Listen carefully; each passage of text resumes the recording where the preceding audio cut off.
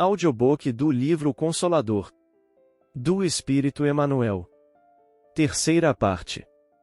Capítulo 1.3. Bíblia. Profetas. 275. Os 5 livros maiores da Bíblia encerram símbolos especiais para a educação religiosa do homem? Todos os documentos religiosos da Bíblia se identificam entre si, no todo da primeira revelação com Moisés, de modo a despertar no homem as verdadeiras noções do seu dever para com os semelhantes e para com Deus. 276. A previsão e a predição, nos livros sagrados, dão a entender que os profetas eram diretamente inspirados pelo Cristo?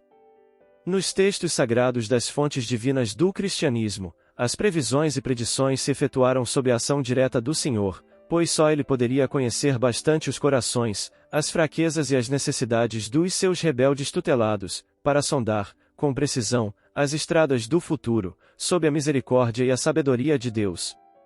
277. Os espíritos elevados, como os profetas antigos, devem ser considerados como anjos ou como espíritos eleitos. Como missionários do Senhor, junto à esfera de atividade propriamente material, os profetas antigos eram também dos chamados à luminosa semeadura. Para a nossa compreensão, a palavra anjo deve designar somente as entidades que já se elevaram ao plano superior, plenamente redimidas, onde são escolhidos na tarefa sagrada de aquele cujas palavras não passarão. O eleito, porém, é aquele que se elevou para Deus em linha reta, sem as quedas que nos são comuns, sendo justo afirmar que o orbe terrestre só viu um eleito, que é Jesus Cristo.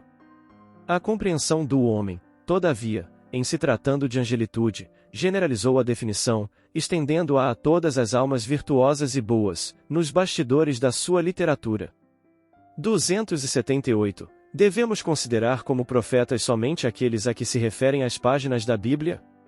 Além dos ensinamentos legados por um Elias ou um Jeremias, temos de convir que numerosos missionários do plano superior precederam a vinda do Cristo, distribuindo no mundo o pão espiritual de suas verdades eternas. Um Sakyamuni, um Confúcio, um Sócrates, foram igualmente profetas do Senhor, na gloriosa preparação dos seus caminhos. Se desenvolveram ação distante do ambiente dos costumes israelitas, pautaram a missão no mesmo plano universalista, em que as tribos de Israel foram chamadas a trabalhar, mais particularmente, pelo progresso religioso do mundo. 279. Os profetas hebraicos representavam o papel de sacerdotes dos crentes da lei? Em todos os tempos houve a mais funda diferença entre o sacerdócio e o profetismo. Os antigos profetas de Israel nunca se caracterizaram por qualquer expressão de servilismo às convenções sociais e aos interesses econômicos, tão ao gosto do sacerdócio organizado, em todas as eras e em todos os lugares. Extremamente dedicados ao esforço próprio, não viviam do altar de sua fé, mas do trabalho edificante, fosse na indumentária dos escravos oprimidos, ou no isolamento do deserto que as suas aspirações religiosas sabiam povoar de um santo dinamismo construtivo. 280. Os profetas do Cristo têm voltado à esfera material para trazer aos homens novas expressões de luz para o futuro da humanidade? Em tempo algum as coletividades humanas deixaram de receber a sublime cooperação dos enviados do Senhor, na solução dos grandes problemas do porvir. Nem sempre a palavra da profecia poderá ser trazida pelas mesmas individualidades espirituais dos tempos idos, contudo, os profetas de Jesus, isto é, as poderosas organizações espirituais dos planos superiores, têm estado convosco, incessantemente, impulsando-vos a evolução em todos os sentidos, multiplicando as vossas possibilidades de êxito nas experiências difíceis e dolorosas. É verdade que os novos enviados não precisarão dizer o que já se encontra escrito, em matéria de revelações religiosas, todavia, agem nos setores da ciência e da filosofia, da literatura e das artes, levantando-vos o pensamento abatido para as maravilhosas construções espirituais do porvir.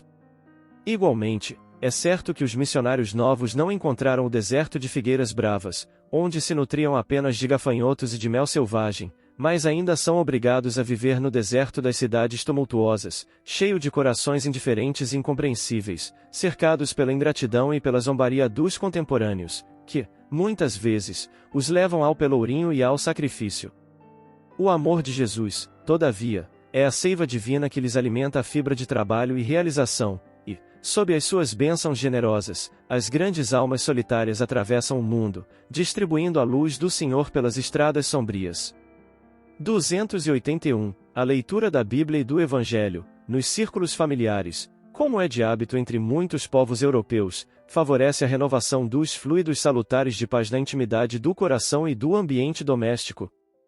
Essa leitura é sempre útil, e quando não produz a paz imediata, em vista da heterogeneidade de condições espirituais daqueles que a ouvem em conjunto, constitui sempre uma proveitosa semeadura evangélica, extensiva às entidades do plano invisível, que a assistem, sendo lícito esperar mais tarde o seu florescimento e frutificação.